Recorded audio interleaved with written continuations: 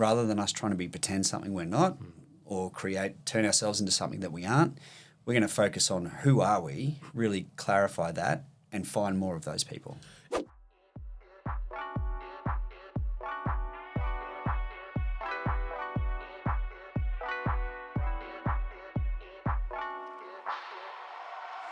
Welcome back, or welcome to another episode of the Success Times Happiness podcast. I'm your host, Richard Thompson. Today we have Joel Davoren. Joel is the Managing Director of Remax Australia.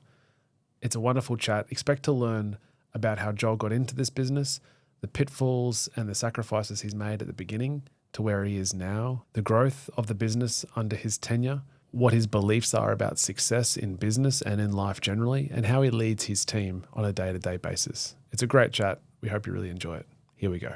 Thank you for coming on No worries. the show. I appreciate it. We've known each other for quite a while, and I first knew you as a real estate agent for LJ Hooker. Yes. And things have progressed in your career since then.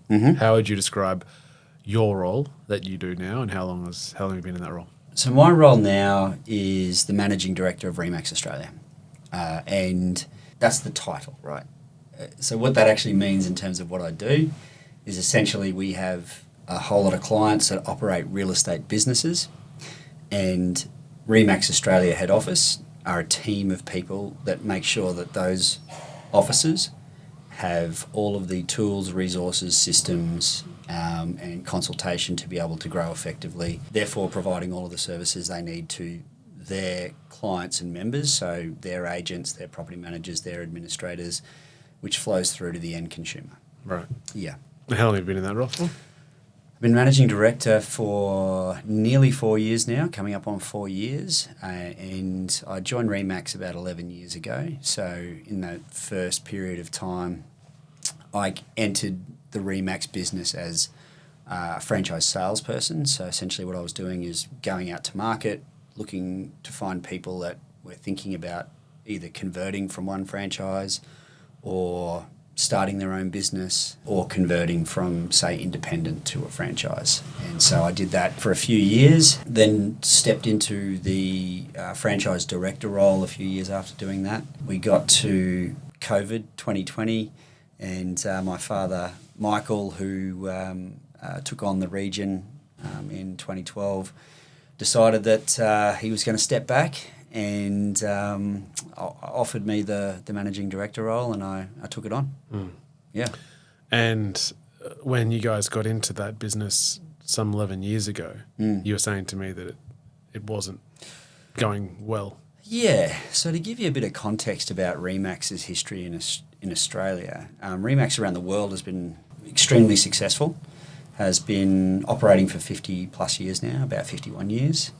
Here in Australia, it's about 25 years. Now, the landscape here for franchises, comparatively looking at other countries around the world, is extremely competitive. The United States is very competitive, Canada is competitive, Remax is in 110 plus countries, 140,000 plus agents, and over 9,000 offices. Here in Australia, we've only been here for 25 years. A lot of our competitors have been in operation for 100 plus years. Yeah, right. Okay, so not only are we competing against, groups that, have been operating for a long, long time, but it is extremely professional. If you look at some other countries around the world, real estate is a part-time profession. Right. Whereas real estate here, it's very hard to do with anything less than more than full-time, if that makes sense.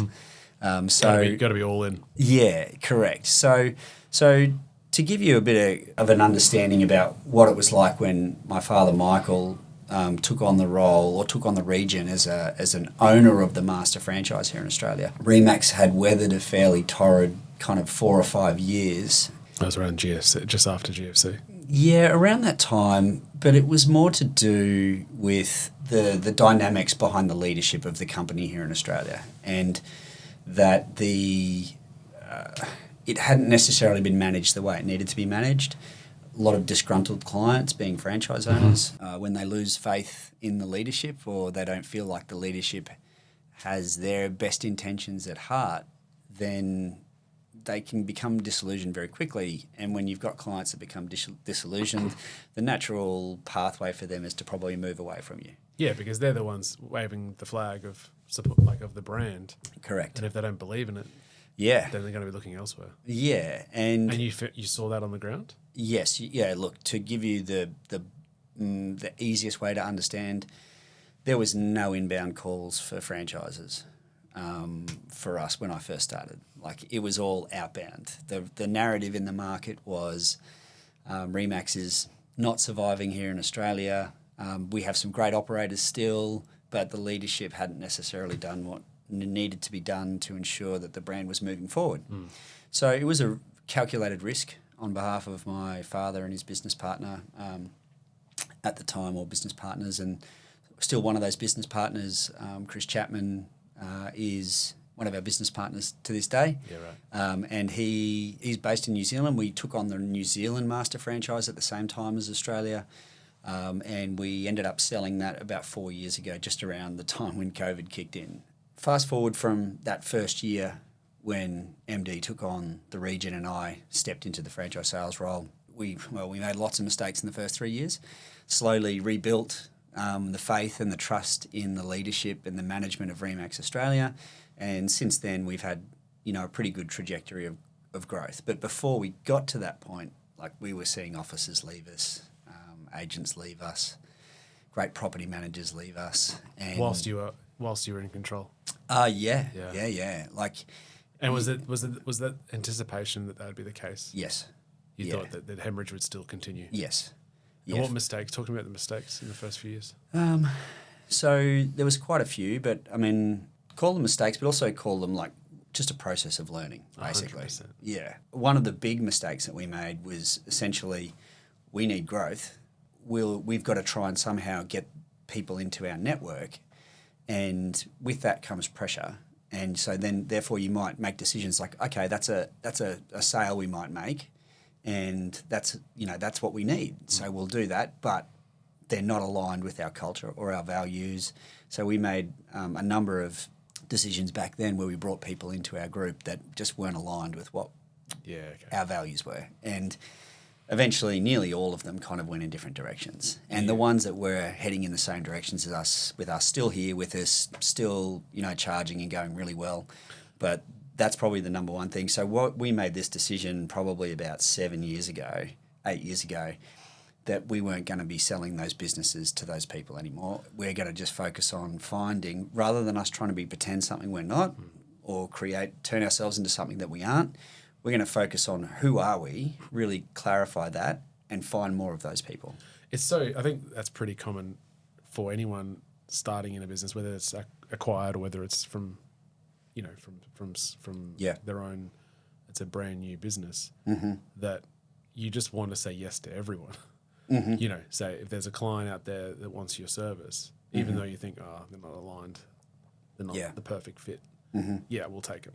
And then until you realise that actually, as you said, you need to redefine who you are and what you stand for and who your perfect client is, that's when you go, they're the only ones we're targeting, because in the theory is that long term, they're better for business. Yeah, and to be honest, I don't really see how you're going to learn the lesson without doing that either, unless you bring prior experience into that. Which is already a lesson in the instance. Correct, you've already learned. So from our perspective, we learnt lots of hard lessons. When we look at where we're at now, when we sold New Zealand, like at one point, I think we kind of contracted down to about 65 offices or thereabouts. Across the country. Across Australia and New Zealand. Right. That was combined. When we sold New Zealand, we would have had about 27, 28 franchises. We're currently operating somewhere around 82, 83 offices at the moment. Right. So, in that time, we've managed to fight and scrap and grow our way up to 120 odd. Would have been 120 on from that. With New Zealand. Yeah, with New Zealand. From that low base where, when it gets kind of scary when you start seeing the numbers go down. Yeah, you've almost doubled though from the lowest. From that point, yeah.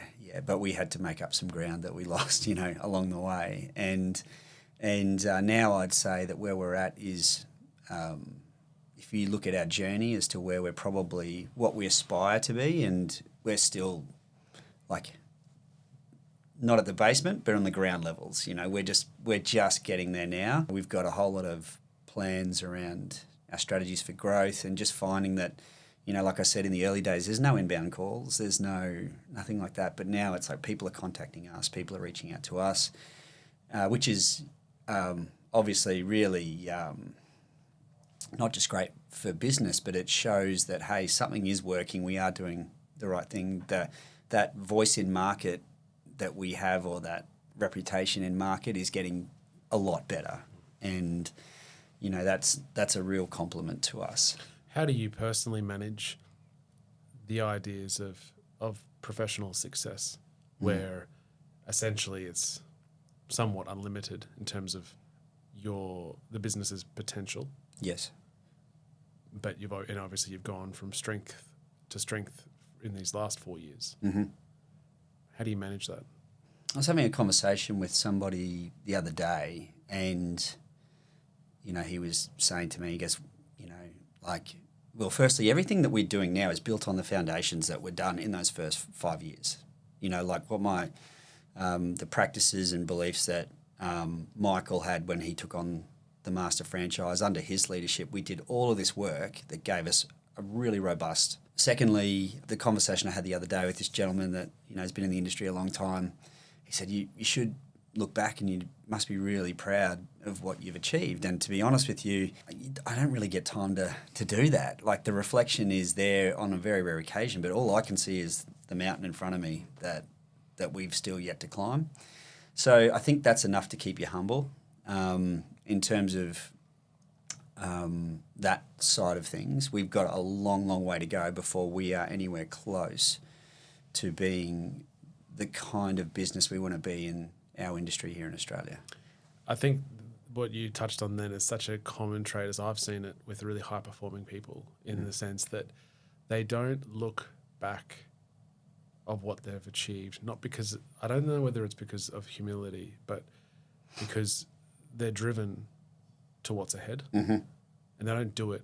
They're on the path of excellence, or they're on the path of high performance, not because they want to achieve they don't want to get to a certain point. They just want to be able to go on that journey to that excellent, to that next level. So I question whether at any point your brain will let you go. We've made it. It'll just be, all right. And I don't think that's unhealthy. I think that's a really healthy trait and a necessary trait for high performance, to say, what's next? It's a good question. And I don't know if it ever will get to a point where it's like we were all like slapping each other on the back and saying, yeah, job's done, guys. We've done it. But, you know, certainly I think any good business needs to have structured milestones. And we have those milestones. And when we get to them, you need to be able to celebrate them. But I think you should also be making sure that along the way there's the little wins that sometimes, you know, they're the ones that matter. Like, we've just had a franchise signing just recently, and they're, you know, that's a good one. You know, I know it's a good one. We have, of all of the franchises we've sold, these guys are perfectly aligned with us. They're running a great business already, but they've chosen us over a number of our competitors. And every now and then you have those little moments where you get something like that and you go, that could be pivotal. That could just give us a slight shift towards more opportunities or better growth, or lifting the network's performance as a whole, because these guys are competitive and a rising tide lifts all ships, right? Mm-hmm. So, yeah, there's definitely milestones, but ultimately what we look at is the performance of our businesses, our clients. Are they getting better? And are you involved with that? Yes, yeah. So I would describe my involvement and probably my brother Josh, who's a business partner, and Chris's role, who's our other business partner, and before us, Michael as well. Very accessible, very hands-on. We know when to step back and let our team do what they need to do. I think we're getting better at it. And also, but we're always there. if somebody needs to talk to me, they know where to find me and they can call me at any time. So when we are engaging with our business owners, there's a number of ways we can do that. Office visits are one, consultation meetings are one. I do a lot of the business owner training in our head office now as well. Mm-hmm. And there's little bits and pieces that our whole team seem to be doing collectively to help our business owners actually lift and get better. And that's, I think, when you know you're starting to piece a good team together, is when somebody from my team goes into a meeting with one of those business owners, and I've got absolute faith that I know they're going to do a great job consulting with them. To the point where sometimes I don't even think about it because I know they're going to do a great job. You talked about the foundations in those first 5 years. It seems to be that for all business, there's no overnight success. And if there is, then it's capable of destruction because those foundations aren't strong. Mm-hmm. Would you have done anything different in those first 5 years, knowing what you do now, in building that foundation for the company? There's definitely some franchises we wouldn't have sold, that's for sure. We wouldn't have, in hindsight, if you can't avoid all hard lessons, but certainly there's a few that we wouldn't have sold. One of the things that I know about this industry, whether it's at a salesperson level, a business owner level, or at a franchising level, you can't buy market share. You can try. And up front, you might look like you are getting tangible results. But if you buy it, eventually that person is going to find another buyer that's prepared to pay that price and go there. And I see that with some of our competitors where it might look and seem... It's not genuine. It's not genuine, no. And that time will tell whether it lasts. But our mentality around that is to build a culture where it's a real community of people. I think people actually enjoy collaborating with each other, and I think that all comes from the leadership and the style that you have of leadership. And not saying it's all as a result of us, it's actually as a result of all of our community members, particularly our business owners, that we just seem to have attracted like for like, and therefore we don't get it right all the time, but a lot of them are willing to share, collaborate, talk about the strength of the community and just actually celebrate each other's wins. Yeah. And that's not every group. That's certainly something that we've been told numerous times by people from external to our network, that we have something unique in that front anyways. So talk to me about leadership then. You've been in there for 4 years. You're the managing director. Yes. And at no point in the future stepping down. Mm-hmm. The long future ahead of you. Mm-hmm. How do you go about leading your team? Because there's going to be, I presume, layers of leadership in your personal life generally, yes. Right? So you've got the leadership on a micro level at the head office, how your direct team that you deal with every day, how you lead them, how you lead as a leader to the business owners across the country. Yes. How you lead the brand itself. Yes. Both internationally when you go overseas and nationally. And then bringing it all the way down as well. How do you lead your family as a husband and a father of 3 kids? So I'll start with the workplace. It's probably the easier one to work on, to be honest with you. I'm of the belief that I work on a horizontal style of leadership, okay, rather than a vertical style of leadership. So what that means is I establish relationships with our team members at head office where it's not so much vertical, this is my role, you kind of, I issue orders and directives and you follow. It's I consult and engage with people that are very good at what they do. And I think most people would, if you sit down and say, well, what kind of leader do you want to be? Most people would say, oh, well, consultative and collaborative, and people want to, work for me or work with me. But when you look at it, there's a lot of vertical leadership styles in my industry. In our business, it's very, very much more horizontal. So what that means is there's still situations and times where I've got to make hard decisions, but ultimately I think the team believe in what we're doing. They believe in the direction of where we're going and what we stand for as a brand and as a business, and we're very clear on what those things are. And ultimately, as a result of that horizontal style of leadership helps me and the leadership team in our, which is a very flat structure, by the way. We build really tight relationships with our team. We've got some of our team members in their late 20s or early 30s that have been with us 8, 9, 10 years, that they're just getting started. They're just getting better. Yeah.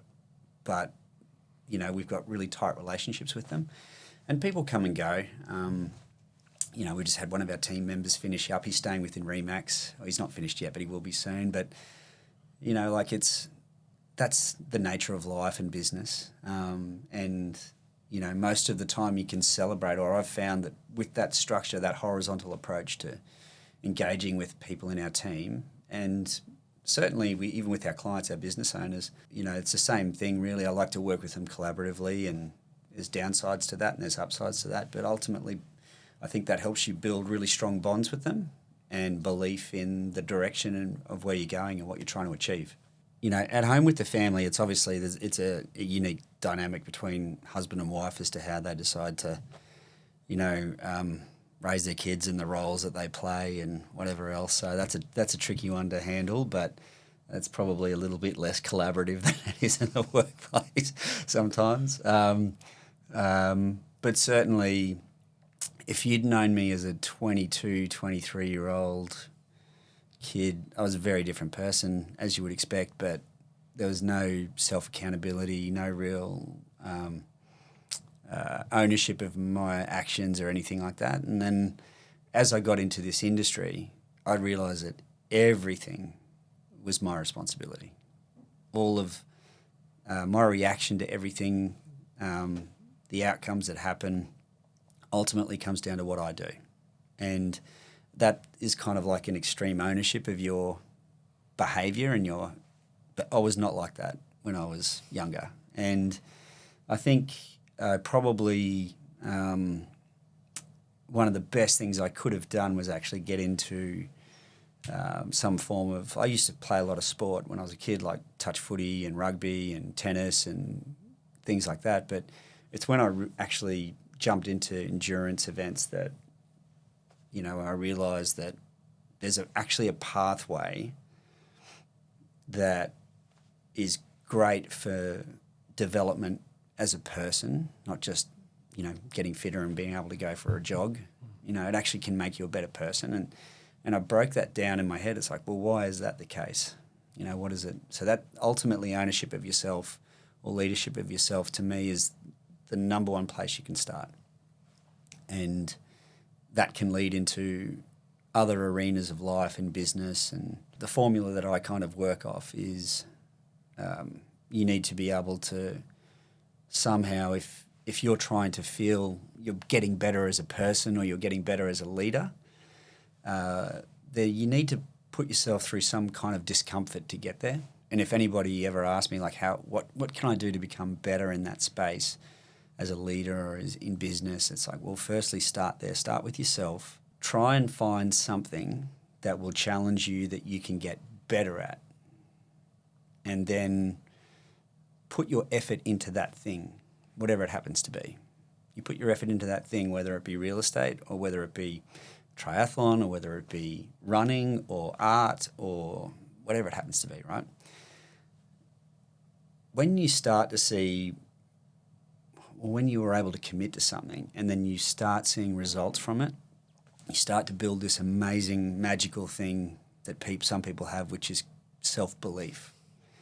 And when you can build self-belief over time, you start looking for other areas of your life where you're improving or you can get better. And you don't think about yourself in a negative context in that space. You can think about yourself in a positive context in that space. So, I'm a big believer is you'll find what you look for.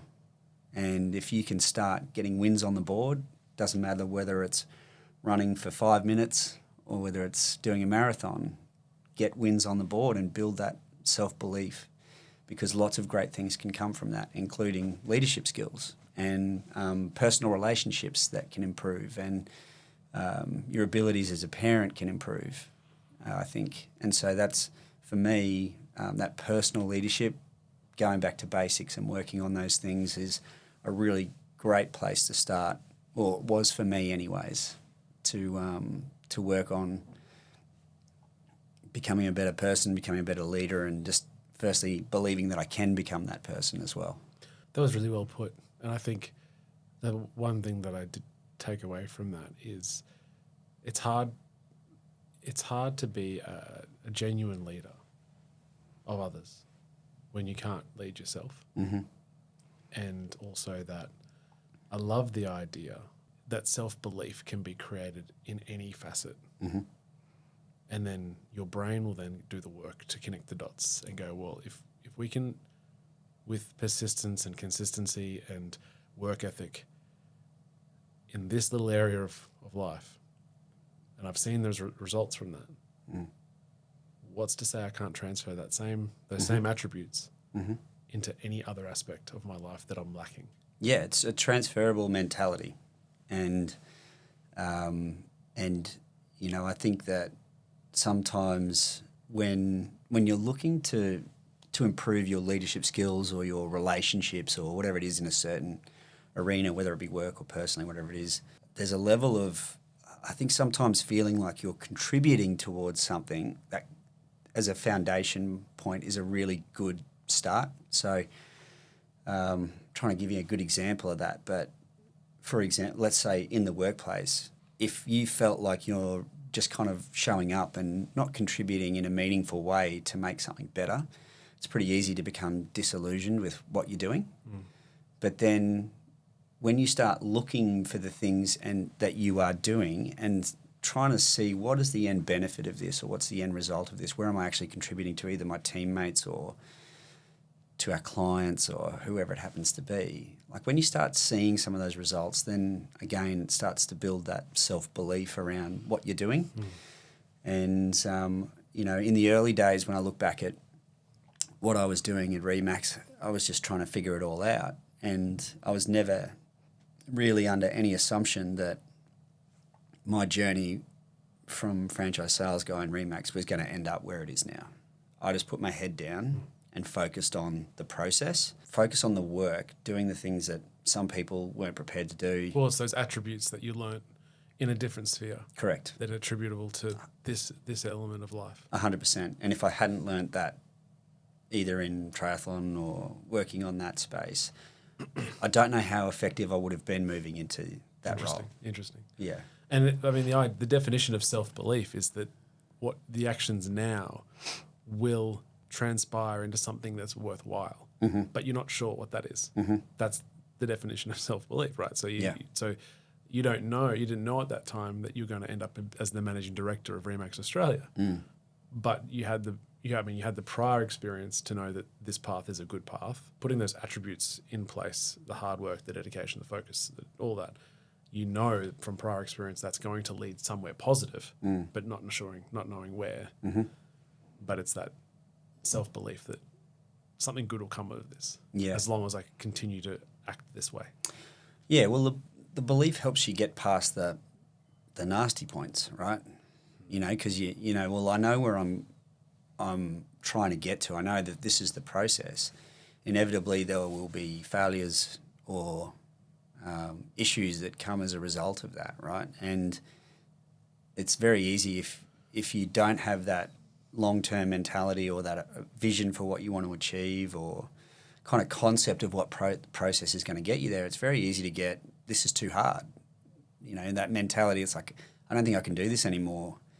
And, you know, I think about like that, I've gone through that process of working through a difficult situation. I cannot tell you how many times. There is not a person on this planet that has told me to quit more times than I've told myself to quit.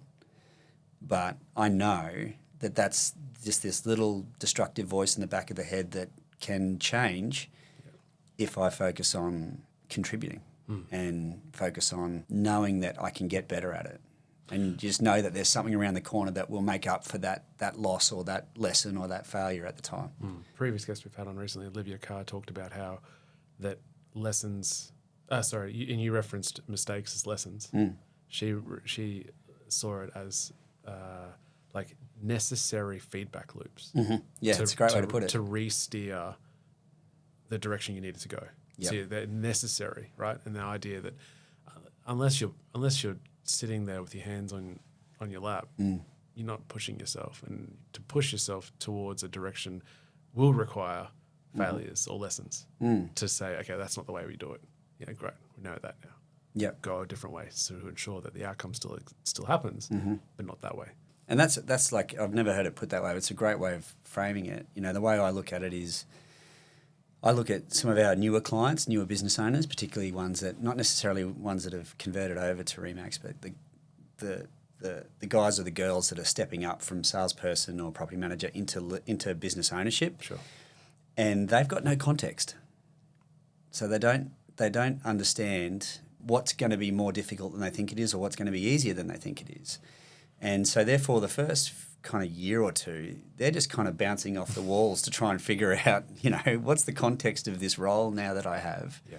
What's the context of this business and leadership? And then after a while, you know, if I get them back in to do their business owner training 2 years after, they're looking at it as a different person with fresh eyes, having context to work from. So they understand the depth of the words that are being spoken at business owner training, when initially they probably didn't really necessarily get it.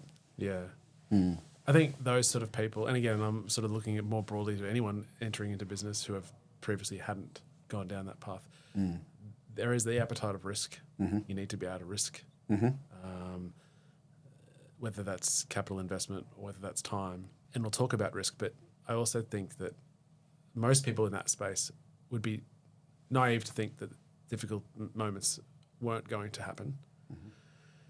But maybe they, as you said, they're not really understanding of what that looks like Or feels like. Sure, but they understand that it will come. It's not going to be a lay down misère. It's not going to be all sunshine and rainbows.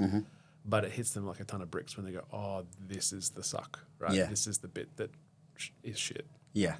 Yeah, there's actually a cycle that I talk about with people in our training that most people go through whenever they're trying to get better at something or whether they're trying to make a decision about change in their life. And it's basically 5 kind of key stages. There's uninformed optimism, which is the first stage, which is like, oh, that's all the nice stuff. I want to own a real estate agent. Yeah, like I look at it, it's like cool, asset and money and lots of people that I want to work with and whatever else. And then there's the second stage, and this is where the fear starts to creep in, and that's that's informed pessimism. Yep. And then... And the reality sets, they go, actually, this is actually much harder than we think. Yeah, it's going to cost me X number of dollars to do it. I'm going to have to work 6 days a week, and I'm going to be dealing with rejection and failure and... You know, what happens to my cushy wage that I've got, and now I'm going into putting my own capital into it. And then they go through basically this consideration phase where it's like, okay, I've reached what we call kind of like the valley of despair, right? Where it's like, okay, I either do this or I don't do this. So it's the pain of staying versus the pain of leaving. And the only way you can get somebody out of that pain of staying versus pain of leaving is by nailing the first 2 stages, so making sure that the information is provided to them appropriately. If I'm talking to somebody about coming over or making a change in their sales business from being, you know, a $500,000 rider to $1 million rider, what's involved in that, and then painting the vision for what can be achieved or what it will look and feel like when they've made that change. So then once we kind of get through the pain of staying versus pain of leaving, we get to a point which is called informed optimism, which is where you start. I know, warts and all, I know what's going to happen here, you know. Yeah. And if I can get somebody there, then I can get to stage 5, which is the vision. This is where we're trying to get to. And most people, whether they realise they're going through it or not, go through that cycle when they're making a decision about life, business, career, relationships, they go through that. They do these calculations without even know they're going through that cycle. For me personally, over the years, I've always thought, whether it's a really hard training session or whether it's now in business, heavily in business, is this position of, well, and you talked about how, you know, your conscience would say quit, right? But it's for me, it's like, this is the point, whenever that point is, this is the point where people fall off, where people throw in the towel, whether it's the 9th of 12 sets on a bike or whether it's, you know, risking everything going into business and then it's scary, whether it's full payroll or whatever it is. It's like, this is the point where people will say no. Yes. And that's the reason why they aren't doing what I'm doing. Yeah, the what you call it, stubbornness or persistence or stupidity, I don't know, but we just keep going, you know. Well, you can't lose if you're still playing. Yeah. It doesn't matter how low you get. Yeah, so you know what, like that, you know, every time I've heard that voice that said, you could stop right now, you know. There's another voice that can just basically pipe up at any time. It's like, how much more are you capable of? How much? Challenging that. Yeah, and then it's just like, always the answer for me is more. That's so good. Because that's such a great proposition for in the face of fear, is to replace that with purpose and inviting that, going, well, what else you got? Hey, you got anything left? Yeah.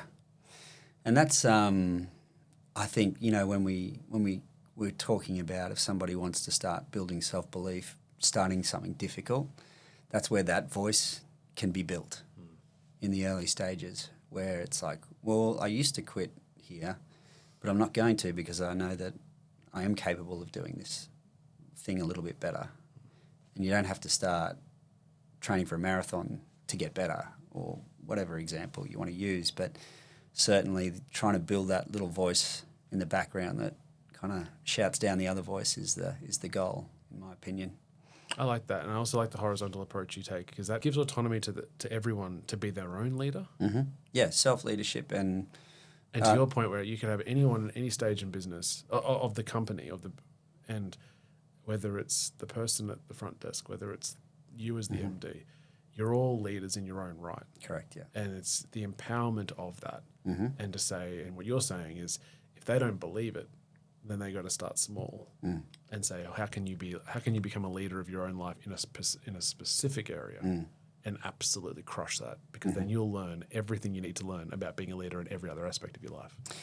Yeah, the horizontal approach to what I do, and I wasn't perfect at it, and I had to figure this out for myself. Like that was not how I started when I took on a leadership role, because I didn't know.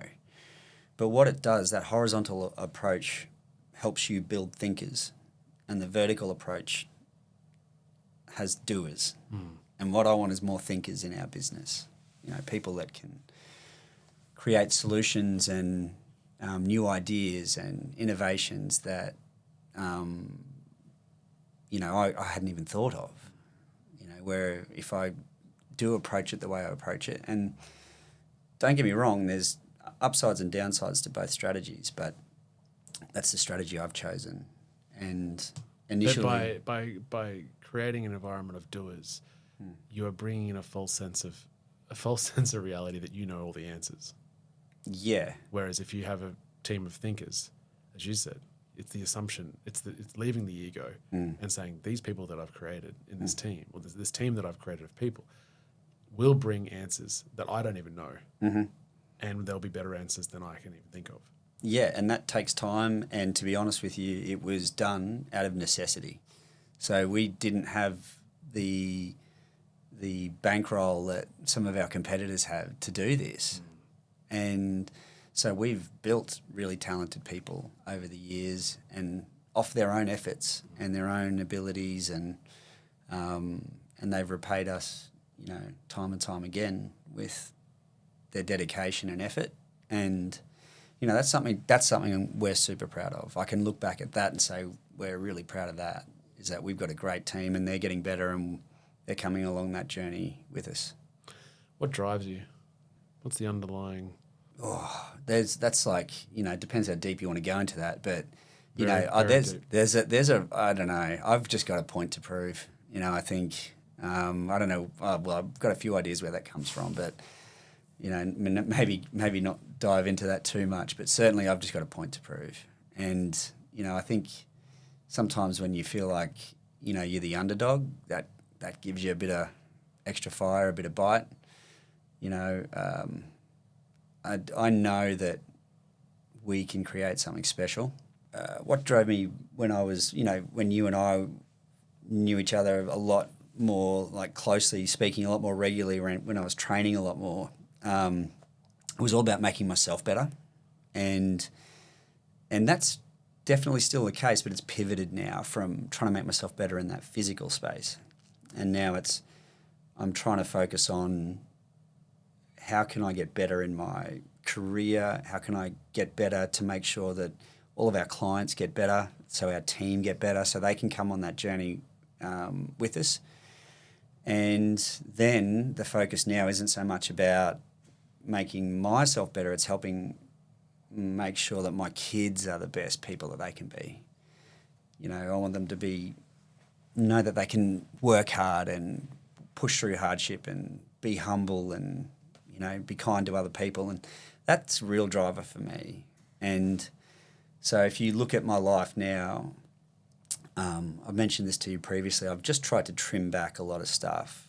So it's focusing just on key areas of my life so I can put the energy into it that's required to ensure that, my family have a strong future, safe future financially, and that, our clients are given everything that they need, and my team have everything that they need.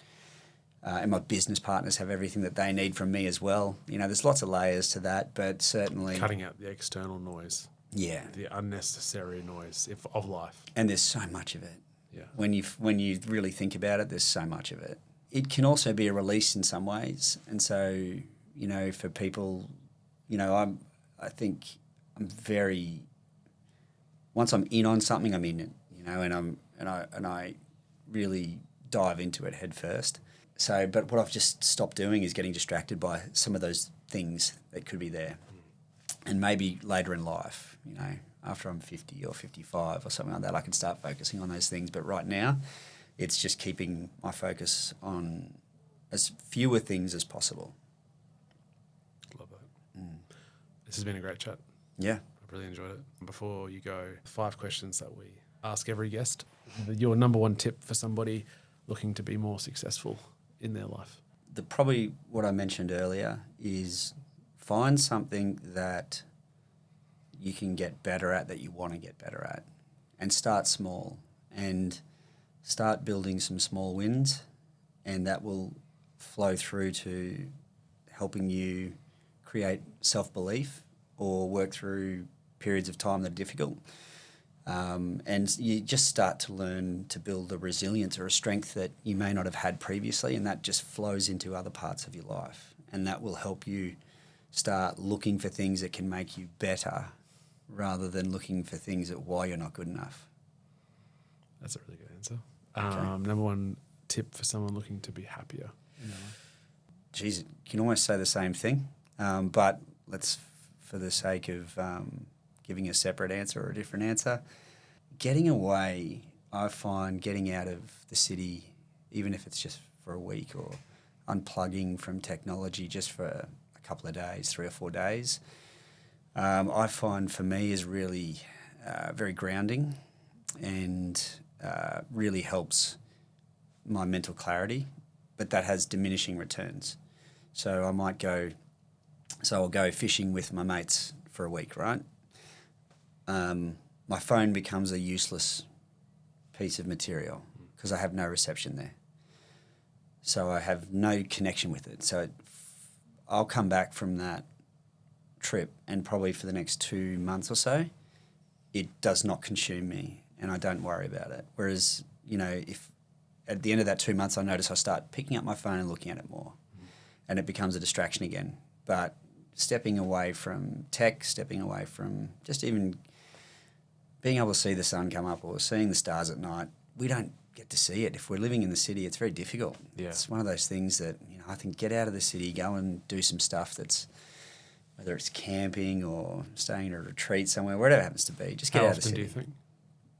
if you could, ideally, every quarter. Quarterly, yeah. Yeah, I think, because, like I said, diminishing returns on that. Yeah. That's good advice. Mm. Number one book that you most gift or recommend to people to read? A couple of books that I love, probably two. One's on the shelf next to me at the moment, which is Atomic Habits. It's a great book. And the other one is the 21 Irrefutable Laws of Leadership.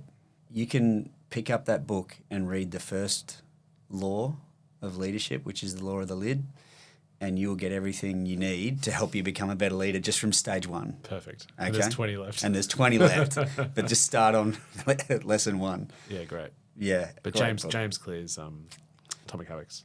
Excellent. Atomic Habits, yeah, really good. Yeah, exceptional book. The most influential person in your life, JD?